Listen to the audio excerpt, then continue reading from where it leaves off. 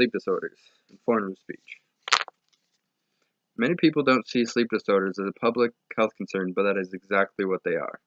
Imagine staying up for days on end while still having to handle daily responsibilities and under all that pressure still not being able to shut down. No release. That is exactly what some of these sleep disorders can and will do. I find this important because I've suffered from insomnia for as long as I can remember. Studies show that lack of sleep will cause or lead to other serious diseases. It's 3 a.m. on a cold night and you wake up because your blanket had fallen down. When you go to reach for it, something happens, or something didn't happen. Your body wasn't moving. Your head was instantly filled with terror. Just then you see a dark shape in the corner of your room. How many of you have seen your sleep paralysis demon?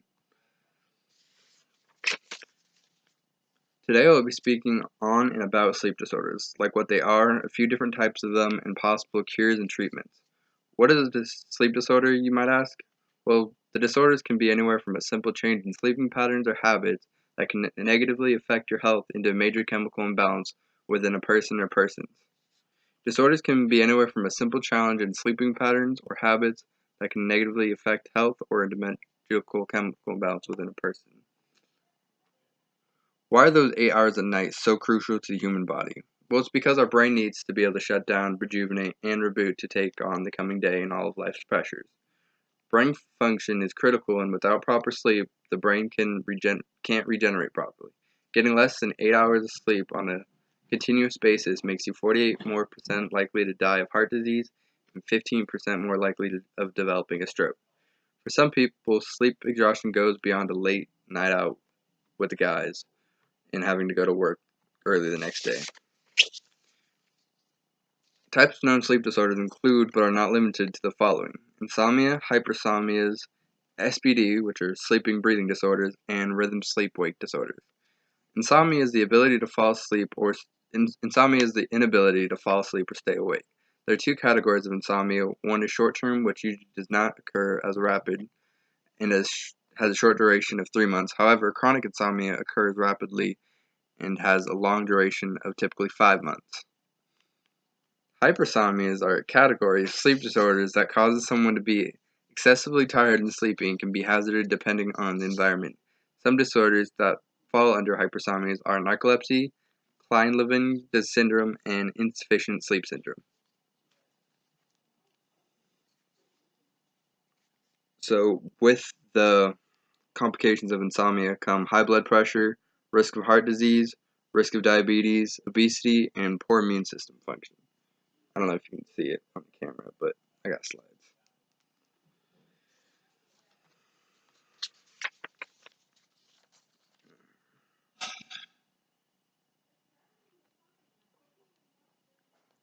SPDs are a category of sleep disorders that restrict or make it difficult to breathe, such as central sleep apnea, obstructive sleep apnea, and believe it or not, excessive snoring can be one of those, although it's most commonly seen in seniors more than the youth.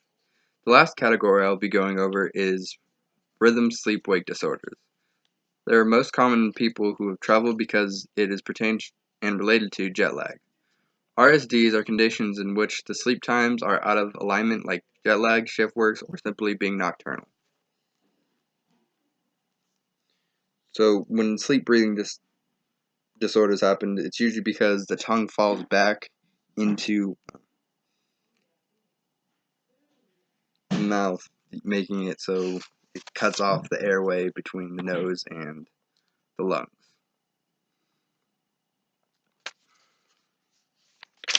Treatments for these sleep disorders can take place before a doctor visit is ever scheduled and meds are prescribed. A great example of non-medical treatment would be relaxation training. This consists of meditating, breathing exercises, and systematically stressing and relaxing muscle groups. Another non-medical treatment would be stimulus control. Stimulus control is limiting the amount of activity in bed or the amount of activity that goes on in a bedroom, and keeping that to a minimum so the mind only assimilates the room as an off switch or makes it a relaxed environment. It is truly crazy how a change in schedule and a mindset can make things such a big difference. Where in some cases can be cured through non-medical treatments, there are still a substantial amount that need professional help. This could either mean going to a family physician or even a psychiatrist. For insomnia and other troubles going or staying asleep, There are many unprescribed meds and pills to take. A step further would be scheduling an appointment with your local doctor and talk to them about what's right for you.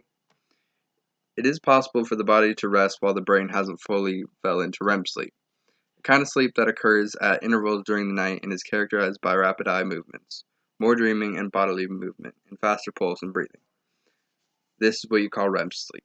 The first stage, this usually occurs after 90 minutes, after one has fallen asleep, and it will continue to do so, usually first one lasting 10 minutes, and then it goes longer as the night progresses. Waking up from REM compared to waking up from non-normal sleep is difference of feeling refreshed as to feeling like all you did was blink. I'm sure we've all had that sort of experience before. Stress plays a major part in the quality and quantity of one's sleep. An active and stressful mind before bed can often lead to night terrors or sleepwalking. These are known as parasomnias. Parasomnias are disruptive sleep disorders that can occur during arousals from REM sleep or partial arousals from non-REM sleep. This is why a psychiatrist or a sleep therapist is sought after, because sleep hypnosis can work miracles on relieving stress and relaxing the body and mind. Did you know an average person spends 2,920 hours out of the year asleep? We should be sleeping a third of our lives. Let's keep it that way. Hopefully you have a bit more understanding on the importance and severity of sleep and many sleep disorders. If you think you may suffer from one of these or many of these, talk to your family practitioner so they can properly diagnose you and point you in the right direction to getting your nights back. At the beginning, I asked how many have seen your sleep paralysis demon. For those who have, it's important you know there's no evil entity or paranormal demons out to get you. In fact, it's just a hallucination,